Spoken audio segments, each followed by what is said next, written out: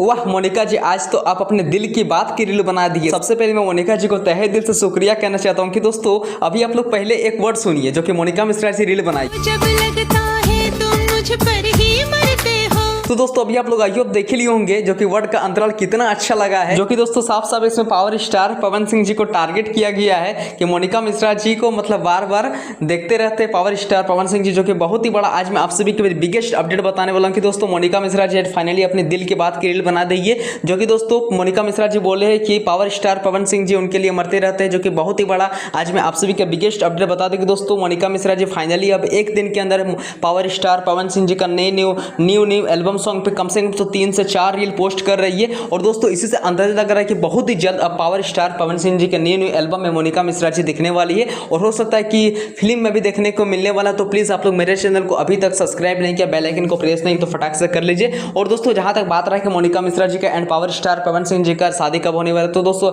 अभी को इस प्रकार का ऑफिशियली अपडेट नहीं दिया। जैसे कुछ टीम की तरफ से ऑफिशियली अपडेट मिलेगा मैं आप सभी को अपने चैनल के माध्यम से बैक टू बैक अपडेट देता रहूंगा। अगर आप लोग ये वीडियो को फेसबुक पर देख रहे हैं, इंस्टा पे देख रहे हैं और अगर यूट्यूब पे देख रहे हैं तो प्लीज़ सब्सक्राइब कर दीजिएगा।